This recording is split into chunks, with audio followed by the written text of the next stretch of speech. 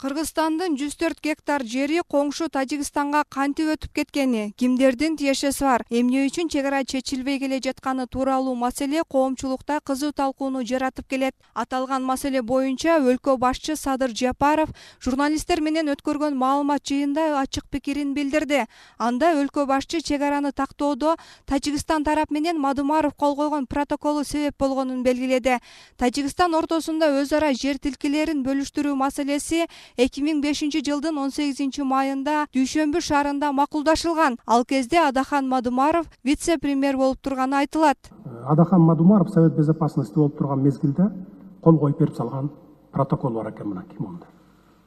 Ушул жерди алар биздики деп атат. Мен айтып атам, жок, силердики эмес. Бул жер 100 жылдан бери биз өтүп жүргөн жер элек. Десем, алар муну бетибизге такап атат. Мына Мадумаров секретарь Совет Безопасности кол коюп берген деп атат. Мен айтып атам, Мадумаровдун кол койгонго акысы болгон эмес ал убакта деп атам. Эч ким аны ыйгарым укук берип жиберген эмес деп атам. Эки, бул юридикалык жактан жарабайт бунуңар деп атам. Тажикстан жол өтө турган 5 гектар жерди бизге берүүдөн баш тартып жатса, бизде эмнеге 104 гектарды баштан садака кылган өңүттө ойлонбой токтомго кол койгонун бизге маалымат жыйында маалым болду. Кезинде мүмкүнчүлүктөр Адахан Мадумаровго да берилген, бирок калктын камын ойлобой мыйзамсыз иш-аракетке барганын коомчулук азыр ачык билип жатат. Жарандар чек ара боюнча президенттин ачык айтканын колдоп жатышат. Мадумаров кол койбош керек болчу. Биздин өлкөбүздө кыскартууга карашты чоң иш керек болчу да. Ушу жаштар да канча жылдан көбөйүп баштап атат. Буларга образование керек, жер керек, өзүнүн кийинки келечеги, үйлөр керек. Мадумаровдук эми өзүм сөзүмдү айтып турган эле туура эмес да. Өтө чоң. Жоготуу десек да болот да. Кыргыз эли эч качан жерин бирөөгө бербеш керек деп ойлойм. Ошол себептен азыркы күнгө келип биз жерлерди берүү эмес, ошол жерден кантип жакшы пайдалануу жолун карасак жакшы болот эле. Акчага көңүл бурбастан ошол жерлерди азыркы күндө жакшы пайдаланууга карасак болот. Туура деп эле кабыл алам, мисалы Садыр Нуркожоевдун сөзүнө туура эле деп айтам мен, мисалычы. Ошол менин пикирим. Угуп атабыз эми убагында болгон экен, эми ушу болгон нерсени чындыкты айтса керек биздин деле. Ал эми Тажикстан тарап ошол кездеги вице-премьер Мадумаровдун кол койгонун негиз кылышууда. Ал 49 жылга убактылуу бергени да айтылды.